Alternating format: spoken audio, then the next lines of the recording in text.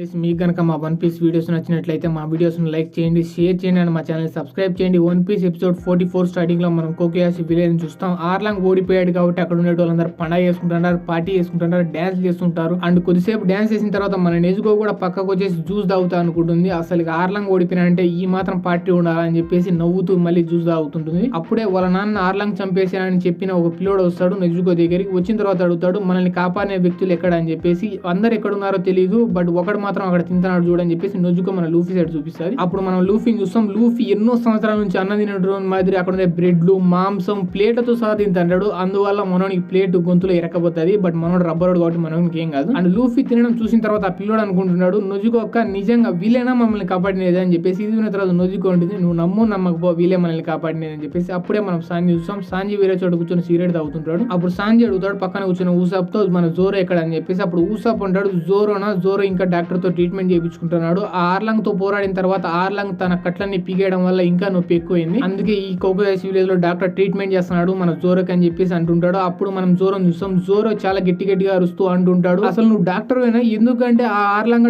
బలవంతంగా నా కట్లు పీకినప్పుడు నాకు ఇంత నొప్పి లేదు, బట్ నువ్వు ట్రీట్మెంట్ చేస్తా అంటే అంత నొప్పి ఉంది అని చెప్పేసి అంటుంటాడు. అప్పుడే మనం చూస్తాం ఇక్కడ యాసోక్ అండ్ జానికి కూడా దెబ్బలు తగిలింటాయి కాబట్టి వాళ్ళకు కూడా ట్రీట్మెంట్ చేసిన తర్వాత వాళ్ళిద్దరు నిద్రపోతుంటారు. అప్పుడు ఆ డాక్టర్ అంటాడు నువ్వు పైరేట్ వే పిల్లోని మాత్రం ఇట్లా ఏడుస్తుంది ట్రీట్మెంట్ చేస్తా అంటే అయినా కానీ నీకు అంత నొప్పి లేస్తే ఎక్కువ నువ్వు ఇంత దెబ్బలు ఎందుకు తగిలించుకున్నావు అని చెప్పేసి అని అంటుంటాడు. బట్ అప్పుడే మన లూఫీ అక్కడ ఒక మటన్ ముక్క తీసుకొచ్చి దాన్ని జోరోకు చూపించుకుంటే తింటా అంటాడు. జోరో నాకు తెలిసి అసలుకి మనకు చాలా ఈజీగా దెబ్బలు తగులుతున్నాయి, సో మనకు ఒక మ్యూజిషియన్ అండ్ మనకు డాక్టర్ కావాలా నెక్స్ట్ మన షిప్ లోకి అని చెప్పేసి. అప్పుడు మన లూఫీ అక్కడే పక్కన ఉన్న డాక్టర్ తో అడుగుతాడు అసలు నామి పొద్దు నుంచి కనపడలే ఎక్కడికి వెళ్ళింది అని చెప్పేసి. అప్పుడు డాక్టర్ అంటాడు నామి ఈ ఊర్లో లేదంటే కంపల్సరీ ఒక ప్లేస్ లోకి వెళ్ళిండొచ్చు అని చెప్పేసి. అప్పుడే కెసింగ్ షిఫ్ట్ అయితే ఆ ప్లేస్ సైడ్ అండ్ ఆ ప్లేస్ ఇంకేదో కాదు బట్ బెల్లిమీర్ సమాధి మాత్రమే. అండ్ అక్కడికి వచ్చేసి మన నామి బెల్లిమీర్ తో మాట్లాడుతుంటుంది. బట్ అప్పుడే వెనకాల నుంచి గిన్ అండ్ నొజుకో ఇద్దరు వచ్చేసి నామిని చూస్తూ నవ్వుతుంటారు. అప్పుడు నామి వాళ్ళిద్దరిని అడుగుతుంది మీరేమనుకుంటున్నారు అమ్మ ఒకవేళ బతికి ఉంటే నేను పైరేట్ కావాలనుకుంటే పైరేట్ అవ్వనిచ్చేది అని చెప్పేసి. ఇది విన్న తర్వాత గిన్ షాక్ అవుతాడు. బట్ అప్పుడు నొజుకో ఉంటుంది ఎస్ 100% అవ్వనిచ్చేది, ఎందుకంటే అమ్మకు తెలుసు నువ్వు వద్దని చెప్పినా వినవు కాబట్టి. ఇది విన్న తర్వాత నామి అంటుంది అవును నువ్వు కరెక్టే చెప్పావు, అమ్మ చెప్పే కూడా నేను వినను,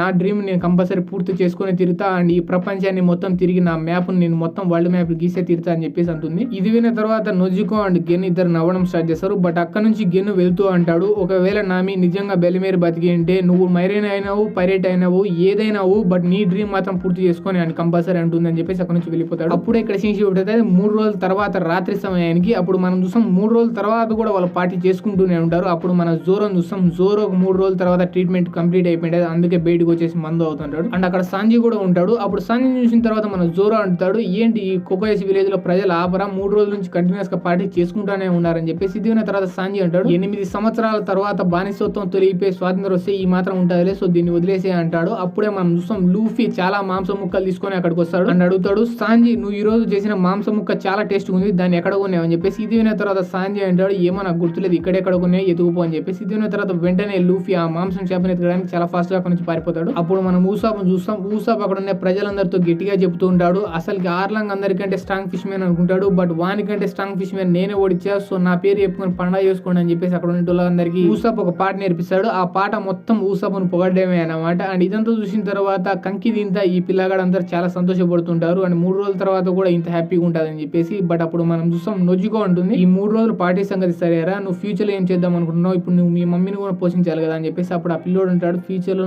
ఏమో ఒక తెలియదు చదువుకొని ఏదో మంచి జాబ్ చేయాలని చెప్పేసి. అప్పుడు ఇక్కడ సీన్ షిఫ్ట్ అయితే నామి సైడ్. నామి డాక్టర్ రూమ్ లో ఉంటుంది అండ్ మనం చూస్తాం నామికి ఆల్రెడీ ఆ డాక్టర్ ఏదో సర్జరీ చేసింటాడు. అప్పుడే మనకు అర్థమైతే ఆ సర్జరీ ఏదో కాదు ఆర్లాంగ్ టాటూని ఆల్రెడీ తీసిపోరు నూకింటాడు. అండ్ ఆ సర్జరీ చేసిన తర్వాత నామితో అంటుంటాడు నామి నేను సర్జరీ చేసిన బట్ ఎంత చేసినా కానీ దాంతో అయితే కొంచెం అయితే మార్క్ అయితే ఉంటుంది అది జీవితాంతం అని చెప్పేసి. అప్పుడే ఇక్కడ మనం ఫ్లాష్ బ్యాక్ షిఫ్ట్ అవుతుంది. నామి చిన్నప్పుడు తన భుజం మీద ఆర్లాంగ్ టాటూ వేయించుకునేందుకు రోజు ఏడుస్తుంటే నొజుకో ఒక రోజు ఫైనల్ టాటూ వేయించుకొని వచ్చేసి నామికి చూపించి అంటుంది నామి నువ్వేం ఏడవాల్సిన అవసరం లేదు, ఇప్పుడు మన ఇద్దరి దగ్గర టాటూలు ఉన్నాయి, సో ఇప్పుడు మన ఇద్దరు భుజాలు మ్యాచ్ అవుతున్నాయి, సో నువ్వు దాని గురించి పట్టించుకోవద్దు అని చెప్పినప్పటి నుంచే నామి అంతగా ఏడవడదు. బట్ అప్పుడే ఇక్కడ సీన్ షిఫ్ట్ అయితే మళ్ళీ ప్రెజెంట్ లోకి. అప్పుడు నామి ఒక పిక్చర్ చూపించేసి డాక్టర్ చూసి అంటుంది డాక్టర్ ఈ ఎలాగో మచ్చపోదు కాబట్టి ఈ మచ్చ మీద నేను ఇంకో టాటూ వేయించుకోవాలని చెప్పేసి. ఇది విన్న తర్వాత డాక్టర్ అంటారు నేను టాటూ వేసేటోని కాదు, ఈ ఊర్లో దొరుకుతారు చూడు అని చెప్పేసి వేరే వాని దగ్గరకు పంపిస్తాడు. అప్పుడే ఇక్కడ సీన్ షిఫ్ట్ అయితే బెల్లిమేర్ సమాధి దగ్గర. బెల్లిమేర్ సమాధి దగ్గరకు వచ్చేసి గెన్ మందు పోస్తుంటాడు. అది జపనీస్ కల్చర్ లో అట్లా రెస్పెక్ట్ ఇచ్చినట్లు అన్నమాట. అండ్ మనోడు అన్ని షాపులు ఎత్తుకుంటే లూఫీ అక్కడికి వచ్చేసి అంటాడు. అది చూసిన తర్వాత గెన్ అంటాడు నువ్వు ఇక్కడ ఏం చేస్తున్నావు అని చెప్పేసి.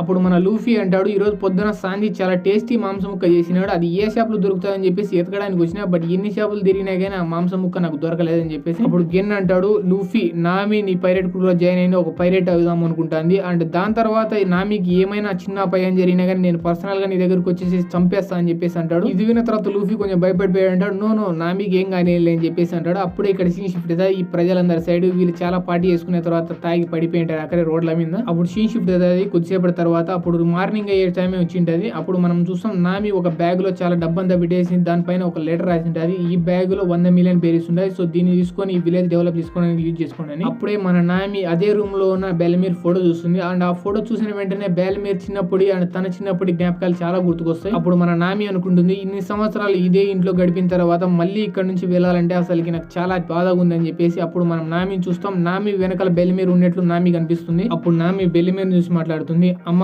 నువ్వు మెరీన్ లో పని చేసావు, నన్ను కూడా ఒక మెరీన్ చేద్దాం అనుకున్నావేమో, కానీ నా డ్రీమ్ ఈ ప్రపంచం అంతా తిరిగి ప్రపంచ మ్యాప్ ని గీద్దామని. సో సారీ అమ్మ, నీ కోపం రావచ్చు, కానీ నేను ఒక పైరేట్ అయ్యే తీరుతా, నా డ్రీమ్ నేను పూర్తి చేసుకుని తీరుతా అని చెప్పేసి ఏడవడం స్టార్ట్ చేస్తాయి. దాని తర్వాత ఇంకా ఫైనల్లీ అక్కడ ఉండే మెమరీస్ అన్ని గుర్తుకు తెచ్చుకున్న తర్వాత మన నామి ఫైనల్ డిసైడ్ అయిపోతుంది, ఇంకా వెళ్లాల్సిన సమయం వచ్చిందని చెప్పేసి డోర్ తీస్తుంది. బట్ అప్పుడే మన నామి కనిపిస్తుంది వెనకల నుంచి ఒక చెయ్యి ఏదో ముందుకు తోస్తున్నట్లు. అప్పుడు షాక్ అయి నామి వెనకలు తిరిగి చూసుకుంటుంది, కానీ వెనకాల ఎవ్వరు ఉండరు. అప్పుడు నామికి అర్థం అయిపోతుంది వాళ్ళమ్మ బెల్లిమీరే తన ఆశీస్సులను నామికి ఇస్తుంది అని చెప్పేసి. అప్పుడు ఇక్కడ సీన్ షిఫ్ట్ అవుతుంది అదే రోజు మార్నింగ్ కి. అప్పుడు చూస్తాం మనం ఆ కోకోయాసి విలేజ్ లో వాళ్ళకి హెల్ప్ చేసినందుకు వాళ్ళు మన లూఫీకి అండ్ క్రూకి చాలా సామాన్లు అండ్ చాలా కూరగాయలు చాలా మీట్ కూడా ఇచ్చింటారు. అందుకే ఆ లూఫీ మిగతా వాళ్ళందరూ కలిసి ఆ షిప్ లోకి ఆ సామాన్లని లోడ్ చేస్తుంటారు. అప్పుడే మనం జానీ అండ్ యోసోకుని చూస్తాం. వాళ్ళిద్దరు బిగ్ బ్రదర్ జోరోని చూసి అంటుంటారు, బిగ్ బ్రదర్ జోరో ఇక మనం విడిపోవాల్సిన సమయం వచ్చింది, ఎందుకంటే మేము ఇంకా మా పని పైరేట్ హంటింగ్ పని చేసుకోవాలని చెప్పేసి అక్కడ నుంచి వెళ్ళిపోతుంటారు. ఇది చూసిన తర్వాత జోరో అంటాడు జాగ్రత్త. అప్పుడు సాంజి ఇక్కడ అక్కడ చూసిన తర్వాత అంటాడు, నామి ఇంతసేపు అయినా ఇక్కడికి రాలేదు,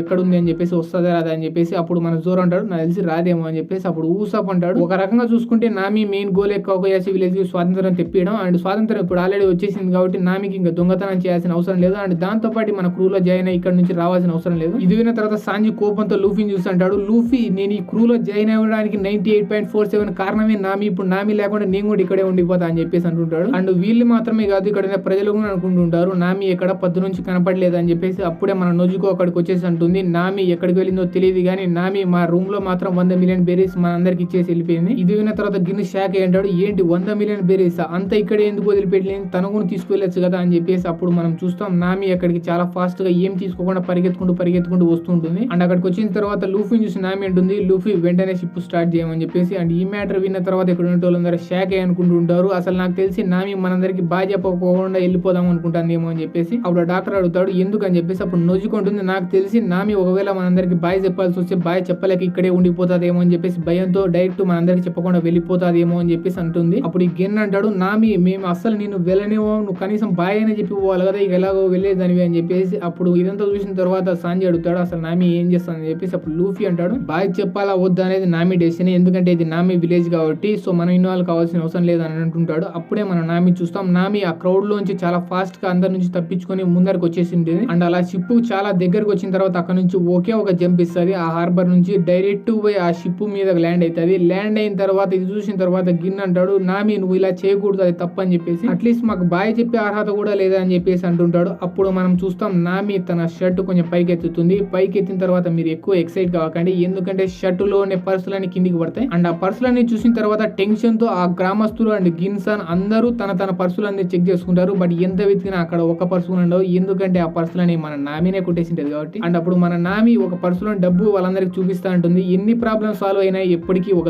దొంగే అని చెప్పేసి. ఇది విన్న తర్వాత అక్కడ ఉండేటోళ్ళందరూ నామిని చూసి నామి అని గట్టిగా అరుస్తుంటారు. ఇది చూసిన తర్వాత ఊసాప్ అంటాడు, ఈ గ్యాప్ లోనే పర్సులు కొట్టేసిందంటే మనతో ఉంటది కాబట్టి మనం ఇంకా జాగ్రత్తగా ఉండాలని చెప్పేసి. అప్పుడు జోర్ అంటాడు 100% మన పర్సులో మనం జాగ్రత్త పెట్టుకోవాలని. అండ్ ఆ గ్రామస్తుల మాటలన్నీ విన్న తర్వాత అండ్ అరుపులన్నీ విన్న తర్వాత మన నామి నవ్వుతూనే ఉంటుంది. అండ్ ఆ గ్రామస్తులు మాత్రం అరుస్తూనే ఉంటారు, వెంటనే వెనకలకు వచ్చేసి మా పర్సులు ఇచ్చేసి వెళ్ళి అని చెప్పేసి. అండ్ ఇదంతా చూసిన తర్వాత మన లూఫీ నవ్వడం స్టార్ట్ చేస్తాడు. అప్పుడు మన నామి అంటుంది, నేను మీకు ఎవ్వరికి బాయ్ చెప్పును, ఎందుకంటే నేను మళ్ళీ కంపల్సరీ తిరిగి వస్తా కాబట్టి, అండ్ వచ్చినప్పుడు మీ పర్సులు మళ్ళీ తిరిగి ఇచ్చేసాలే అంటుంది. అప్పుడు ఇదంతా చూసిన తర్వాత నొజికో కూడా నవ్వడం స్టార్ట్ చేస్తుంది. అండ్ అనుకుంటుంది, నా చెల్లి నామి అసలు ఇప్పటికీ మారలేదు అండ్ ఫ్యూచర్ లో కూడా మారుతుందని నాకు నమ్మకమే లేదని చెప్పేసి. అప్పుడే మనం చూస్తాం గిన్నుకు డాక్టర్ ఒక పిక్చర్ చూపిస్తే అంటాడు, ఈ పిక్చర్ లోనే టాటూని నామి ఇప్పుడు తన భుజం మీద వేపించుకుంది. ఆ టాటూ అంతో ఈ టాటూ ఒక ఆరెంజ్ అండ్ ఒక ఫ్యాన్ కాంబినేషన్ ఉన్నట్లు ఉంటుంది. అండ్ దీని గురించి నీకేమైనా తెలుసా గిన్ అని చెప్పి చెప్పేసి అంటుంటాడు. అప్పుడు గిన్ను ఫ్లాష్ బ్యాక్ గుర్తు తెచ్చుకుంటుంటాడు. చిన్నప్పుడు నామి దగ్గరికి ఎన్నిసార్లు గిన్ను వెళ్ళాలని ట్రై చేసినా నామి ఏడడం స్టార్ట్ చేస్తుంది అన్నమాట. ఇది చూసిన తర్వాత బెల్లిమీర్ అంటుంది, అసలు నీ ఫేస్ చూసిన తర్వాత నామి చాలా భయపడడం స్టార్ట్ చేస్తుంది, సో నువ్వు నామి దగ్గర రావద్దు అని చెప్పేసి. దాని తర్వాత నుంచి గిన్ను తన తల మీద